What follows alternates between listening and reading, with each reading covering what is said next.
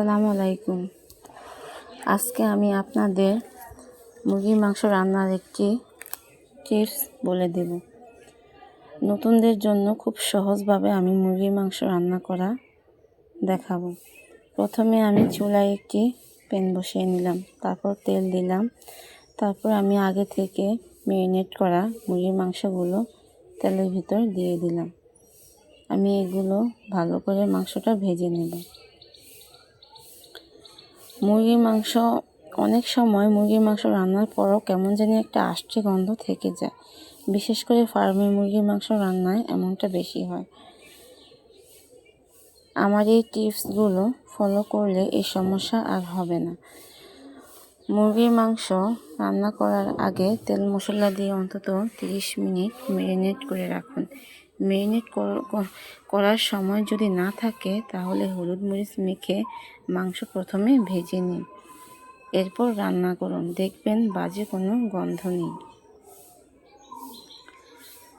তারপর আমি ওই তেলেই মুরগির মাংস ভাজা হলে ওই তেলে আমি 1 কাপ পরিমাণ পেঁয়াজ কুচি আর একটা টমেটো কুচি করে দিয়ে দিলাম। এখন আমি পেঁয়াজটা ভালো করে ভেজে নেব। পেঁয়াজটা নরম হয়ে গেলে আমি এর ভিতর আদা রসুন বাটা দিয়ে দেব। আদা রসুন বাটা দিয়ে আমি আবার ভালো করে নেড়ে চেড়ে কষিয়ে নেব। 5 মিনিট আমি নেড়ে চেড়ে কষিয়ে নিচ্ছি। তারপর আমি এর ভিতর হলুদ গুঁড়ো, মরিচের গুঁড়ো, লবণ দিয়ে দেব। দিয়ে আমি ভালো করে নেড়ে চেড়ে নেব। মশলাটা যেন পুড়ে না যায় তার জন্য আমি সামান্য পানি দিয়ে ভালো করে কষিয়ে নেব, যেন তেলটা উপরে ভেসে যায়, মশলাটা থেকে গন্ধ না আসে। এখানে আমি 10 মিনিট মশলা কষিয়ে নেওয়ার পর তারপর আমি ভেজে রাখা মাংসটা দিয়ে দেব। দিয়ে আমি আবার 10 মিনিট নেড়ে চেড়ে কষিয়ে নেব। আমি এখানে মুরগির মাংসে পানির পরিমাণ খুব কম ব্যবহার করব। আমি এটা শুকনো রাখবো, ভাজা রাখবো।